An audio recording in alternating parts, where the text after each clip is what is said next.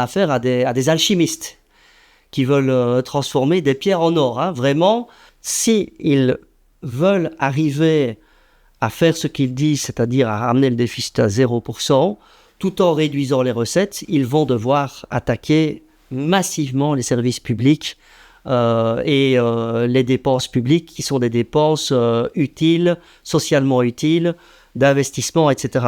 C'est même pas une erreur politique, c'est presque, d'un point de vue économique, c'est presque criminel. Je veux dire, c'est sûr que ça ne va pas marcher. Ajoutez à cela que, admettons, même si ça marchait, même si, admettons que ces politiques donnaient les résultats, ça ne donne aucune perspective intéressante. Je veux dire, le gouvernement belge et wallon, pour l'instant, qu'est-ce qu'ils disent ? Ils disent, on a une dette, on a un déficit trop élevé, et donc, pour rassurer les marchés financiers, on doit diminuer les dépenses.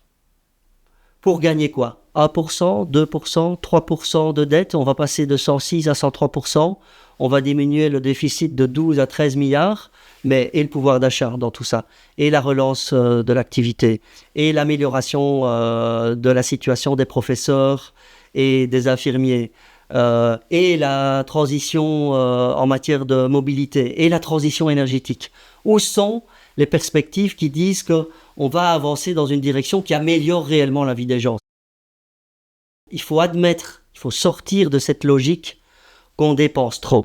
Il faut, je pense, commencer par affirmer le contraire. L'État doit dépenser plus. Les dépenses publiques doivent augmenter. Ça, pour moi, c'est vraiment un préalable indispensable. Et donc là, il faut avoir un plan de mesures fiscales qui vise à augmenter fortement les recettes publiques sans toucher, évidemment, les petits indépendants, les petits salariés de la classe moyenne, etc. Et donc là, il y a un paquet de mesures. Hein. La lutte contre la fraude fiscale, minimum 10 milliards d'euros. Un impôt sur la fortune, quelques milliards. Une taxe sur les super profits qui ont été gigantesques ces dernières années, notamment dû à la crise énergétique. Plusieurs milliards. Une taxe sur les gigantesques profits réalisés par les banques. Il y aura encore d'autres mesures. Ça veut dire qu'un plan de mesures fiscales pourrait rapporter très facilement entre 10 et 20 milliards de plus par an.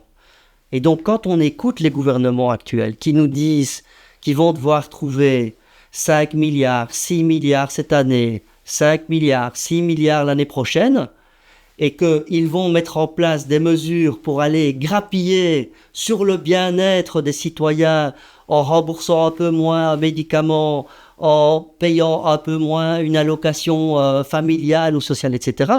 C'est complètement scandaleux parce qu'il y a de l'argent, il y en a plein, mais donc il faut évidemment une volonté politique très forte qui se mette en œuvre, mais c'est tout à fait possible de le faire.